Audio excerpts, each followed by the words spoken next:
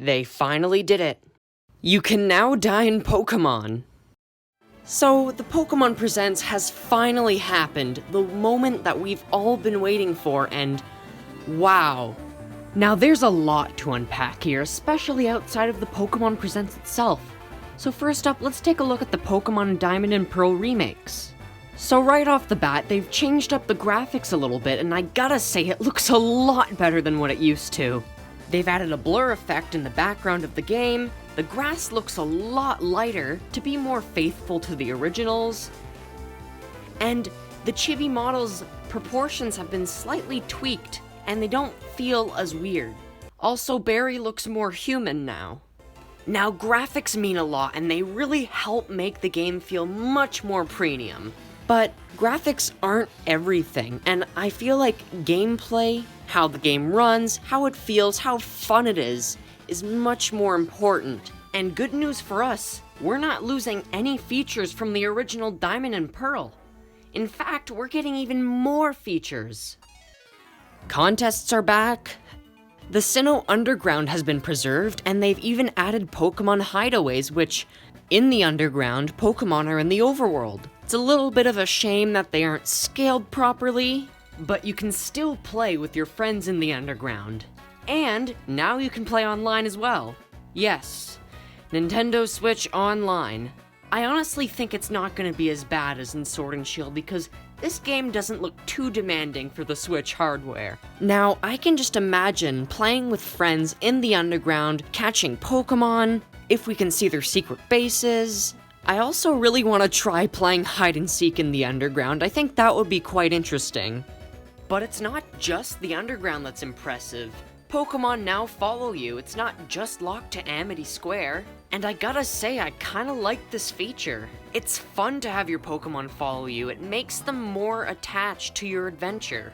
Now there are a few other things. There are Pokemon seals, character customization, and it looks like maybe HMs could return? I don't know, I saw the rock climb thing. Now the Pokeball seals are pretty cool, or stickers I guess, and they go along with what I said about feeling more attached with your Pokemon. But character customization kind of feels a little bit empty. It only seems that you can only buy predetermined costumes, and it doesn't look like you can customize every single part of clothing, which is something that I liked about Sword and Shield because it gave you more of a connection to the game. But anyway, that's kind of it for all the features in Pokemon Brilliant Diamond and Shining Pearl. These were quite unexpected. The first Pokemon Presents set my expectations so low.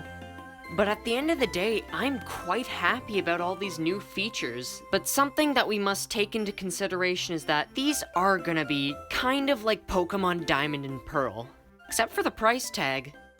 But I feel like these features are kind of it. I mean, we could see a few things pop up in a new trailer some point. However, I don't think this game will be completely mind-blowing. Now, am I gonna get the game? Well, of course, I mean, I buy everything that Pokemon puts out at this point. But for someone who's more hesitant, I'd say wait and watch the trailers, read the reviews, all of that. Also, I hate to break the bad news, but they've confirmed that the Battle Frontier is not coming back. Yes, if you take a look at Pokemon Brilliant Diamond Shining Pearl's map, it's not there, it's just the Battle Tower. But if these games aren't for you, one word: Pokemon Legends Arceus. Now this game is truly the first open-world Pokemon game.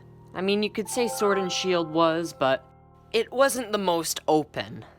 Now the biggest things to note from this trailer were definitely the new battle style, of course, riding Pokemon, and new forms. Soaring seems to return from Omega Ruby and Alpha Sapphire, except maybe even better. Item crafting. So far, this game looks to be geared towards older players, or maybe just players who want to change for once in Pokemon.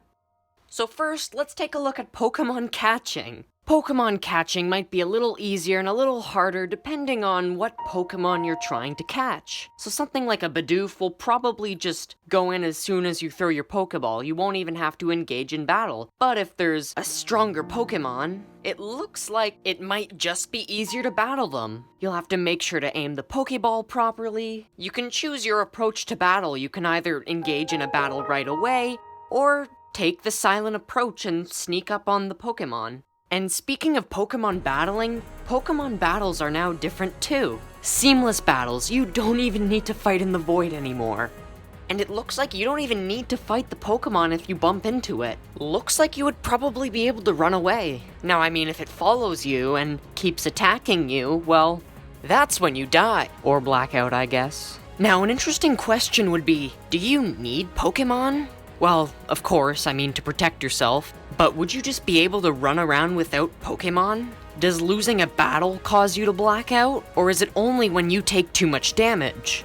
Then they showed us Strong Style and Agile Style. Strong Style raises power but lowers speed. Agile Style raises the speed but lowers its power. There was also a lot about how you may be able to attack multiple times. You might even get a chance to heal immediately after your attack.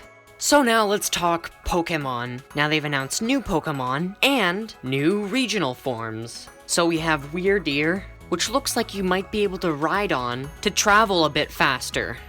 And then there's Basculegion, which is used for traveling over water. So this is basically an evolution for Basculin, and it's quite dark. So the Basculin, which were traveling upstream, died, and now it's possessed by their souls. I mean, this is really dark for Pokemon. I mean, Pokemon can't die in Pokemon. It's Pokemon. Then there's Hisuian Growlithe, a regional form. So Pokemon Legends Arceus seems to be before Pokemon Diamond and Pearl. And before it was called the Sinnoh region, it was called the Hisui region. This Pokemon is adorable. I mean, it's Fire Rock, that's complete garbage, but it's adorable. Then the last new Pokemon is the new Braviary form. With this Pokemon, you can fly. It was quite a surprise to see these new Pokemon, and I doubt that'll be the last of them. They'll probably show us even more. Now, the problem that I've seen with Pokemon Legends Arceus is that in select clips, there just aren't any, and it makes the world feel pretty empty. I hope that's not the case, because it would really ruin the immersion in the game. Next, we're introduced to characters, which is pretty good because before the village looked extremely empty, even though it was supposed to be bustling with people. But it's a good thing that they fixed that. And they've showed us a couple important characters in the game. There's Captain Kamido, who really looks like Professor Rowan, probably his ancestor, and he's the leader of the Galaxy Team. The Galaxy Team is apparently who you're working for, to help research Pokemon. There's Professor Laventon. I'm assuming he's the guy who gives you the starters at the beginning. And then there's Captain Silene. So apparently she's the person who kind of gets you into the Galaxy Team. It looks like she notices your potential and gives you a trial to prove yourself worthy to become part of the Galaxy Team. Now, all these characters provide a great base to the story, but how will that story continue? How will it tie into Arceus?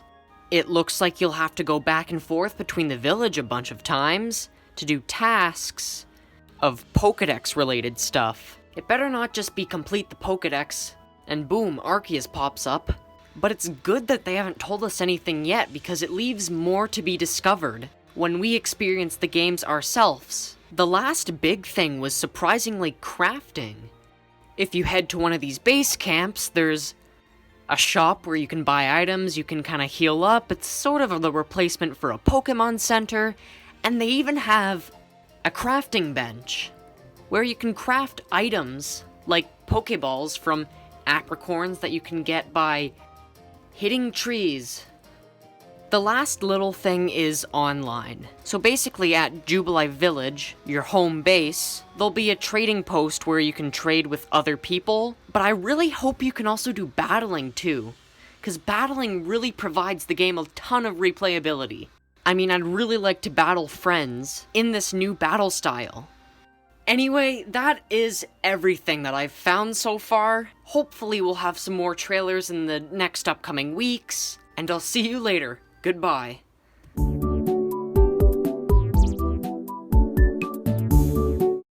There's a volcano. Now, the first thing that I'm gonna do when I get into the game, I'm gonna jump inside of the volcano, but it looks here like there's a volcano inside of the volcano. That's kind of confusing. Anyway, goodbye.